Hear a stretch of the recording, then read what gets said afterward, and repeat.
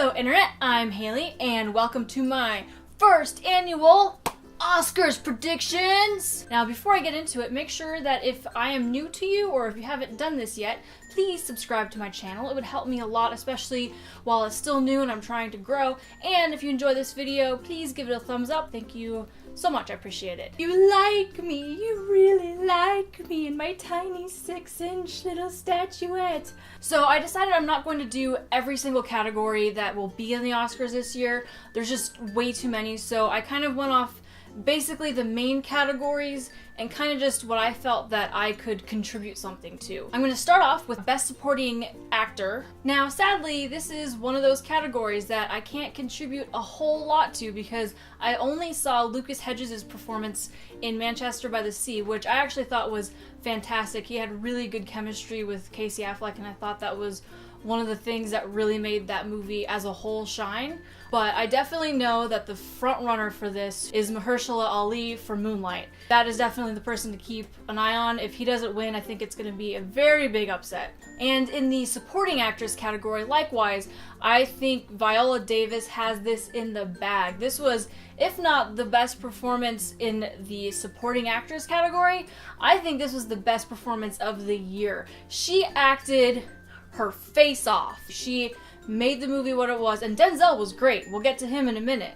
But I think she stood out. I think it's a shame that she didn't actually get nominated as leading actress. I think they thought she had a better chance. But honestly, I think she could have taken lead actress. If Viola Davis does not get this Oscar, we need to riot. Something happened. Something went wrong. She deserves that Oscar. Next up will be editing. Now, this brings me to the point of La La Land. I think many of you have heard that this is the movie that's predicted to sweep the most Oscars this year. There's always that one movie, or almost always, that one movie that takes the majority, and it's going to be La La Land. I can almost guarantee it, aside from all of the hype it's been getting, but just because Hollywood loves movies about Hollywood. So I guarantee you La La Land is going to win a lot, and editing will be one of them. It was edited by Tom Cross, who already won an Oscar for Whiplash. He worked with Damien Chazelle previously on that film, so I think this is another one that it's pretty much guaranteed. Anybody else is going to be a big upset. And then I'm going to go into cinematography. Same thing. There's a great slate of talent listed for cinematography, and it's gonna go to La La Land again. This movie's just gonna take everything. Not that it's undeserved. That movie is beautiful, but there's a lot of beautiful movies that were made this year. Silence. That cinematography really impressed me. That shot that's looking straight down on the priest as they're walking down the steps is probably my favorite shot in film of last year. I loved Arrival. I think that movie really kind of got under the radar, and I was very happy with how many nominations it was able to snag. But I'm pretty sure there's not really any question about this one going to La La Land. Original score was a nice category to see because I was surprised to see Jackie and Passengers nominated. Jackie did manage to get a few nominations, like acting, which was predicted long before the Oscar nominations came out. People kind of knew that Natalie Portman was going to be getting the attention for that role, and costume design. It's nice to see this beautiful score be nominated. And another one that was, I think, the most surprising nomination on this was Passengers. I was really surprised to see this movie nominated for anything. I didn't actually get out to see it because I heard so many mixed reviews. I thought it was just a popcorn movie, and now that it was nominated for Oscar, I'm intrigued. I kind of need to know what got this movie nominated for not just one, but at least 2, maybe 3 Oscars. But again, this one's going to La La Land. Best Original Song. So there's one from some movie that I've never heard of, and then the rest are all good songs. The Justin Timberlake one is unnecessary. And the other one that makes me sad that probably really doesn't have much of a chance is Where I'll Go from Moana. The only upper hand that I think that song has to maybe have a shot is that Lin-Manuel Miranda is super hot right now with all the Hamilton craze and everything. So I'm not completely ruling it out, but this award is pretty much handed to City of Stars. La La Land was nominated for 2 songs, City of Stars and Emma Stone's audition from the end of the film. City of Stars has that classic kind of, you get the song stuck in your head when you leave the theater, that's kind of what sticks with you. I know that definitely was what had me really thinking about the movie for days after I saw it. And I think that's why, even though I think Audition has a deeper level to it, I actually probably would give it to City of Stars as well, because it gives you that kind of classic Hollywood nostalgia to it that you can't, a part of the theater leaves with you. Best Animated Feature. This was a good year for, I don't know if that's true, actually. So, this was a good year for Disney. Zootopia and Moana were both very well deserved. I think Zootopia is definitely the front runner. It won the Golden Globe. I think it has that deeper level to it. Like, it's a kids movie that children will love, but adults can get an enjoyment out of it too. Obviously, there's that metaphor for racism, which is really prevalent right now to what's going on in our society and has been going on for the last couple of years. So personally, I think it's a very important win. The only other movie that could possibly take it from Zootopia is maybe Kubo, only because the stop motion is so impressive. I don't think there's anything impressive about that story. I was bored halfway through. I almost fell asleep in that movie.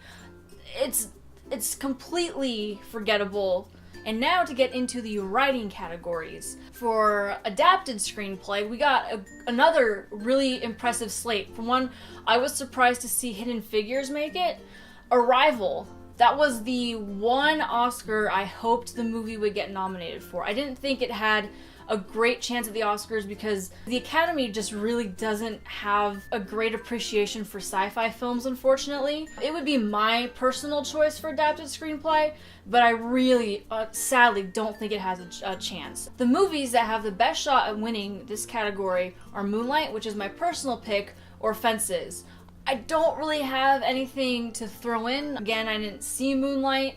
Fences, I was a little underwhelmed with the story. I really think Fences shines in acting, and I think that's kind of the only Oscars that movie needs. Not that it was a bad story, but I think there are other stories that stand out more this year. Original Screenplay was another category that had a couple of surprise movies snuck in there, like 20th Century Women, The Lobster, and Hell or High Water, which it was nominated for something, but it's not a movie that I heard a lot of Oscar buzz about. Like, I knew Moonlight was getting nominated before it came out. I knew same thing, La La Land, you could just tell it was that kind of movie. Hell or High Water was just kind of a surprise sneak in there. But in this category, there are two movies that have a good shot at winning. Obviously, La La Land or Manchester by the Sea. I didn't mention this earlier, but I actually did a lot of research before I made this video looking at other predictions, and while La La Land is definitely still in the lead for the chase, if you will, Manchester by the Sea is definitely the predicted one to give it the most competition. I think I would give the upper hand personally to La La Land. That's gonna be my choice for the win, is La La Land. But personally, I would choose that film because I didn't see Jackie because I was supposed to go see it after La La Land. I was so torn up from La La Land that I could not get myself to sit down and see another movie, especially since Jackie is about a woman dealing with her husband's death. I was like, I can't handle any more emotions. Please make it stop. Because I had such a strong reaction from a movie like that, I think La La Land definitely deserves the award for Best Screenplay. Now it's getting serious. We're getting down into the lead actors. I'm going to start off with the least controversial category with lead actress. This is another one that it's going to Emma Stone. She won the SAG Award, Golden Globes, BAFTA. She won all of them. She's, other than Viola Davis, she's the only person who's gotten the full sweep like that. Let's be honest, Emma Stone has really been America's sweetheart for a while now, but I think this really kind of blossomed her. You know, she's still pretty young, and I think this is what is really setting that bar for her to be taken very seriously as an actor, and I think this is her time. I think it's kind of impossible for her to not take this home. Now for the interesting lead actor category. I think you all know what I'm hinting at. Obviously, there's some controversy surrounding one of our nominees, Casey Affleck. He was the front runner for this award. When I saw the movie, I said, yes, he absolutely deserves that award. Are you kidding me? He made the movie that was an incredible performance. But he has all that controversy around him. I'm not going to get too deep into it. He has some sexual harassment lawsuits filed against him. They were settled out of court a few years ago, but because he got nominated for this around the same time that the producer of Birth of a Nation had his controversy, Casey Affleck's was brought back into the limelight. So he went from this big Golden Globes win, and then he kind of lost a little bit of steam with the SAG Awards, and that went to Denzel Washington.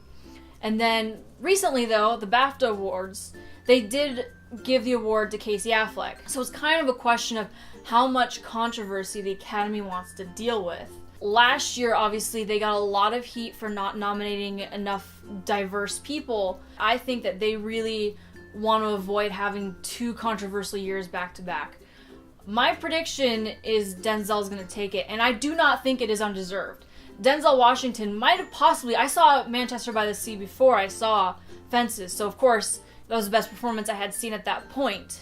I thought Ryan Gosling was fantastic as well, but Denzel, I think, also acted his face off. I mean, that was, like I said, that was a movie about acting. I think it would be great if he and Viola Davis took the Oscars as a pair. I think it'd be beautiful to see. That was the important thing out of that movie. But we'll see. It could easily go to Casey Affleck if the Academy is more concerned about acting, or they might just think, hey, you know what? Denzel genuinely was the best actor. So I think that's going to be a tight race. It could go either way. Maybe they don't want anything to do with it.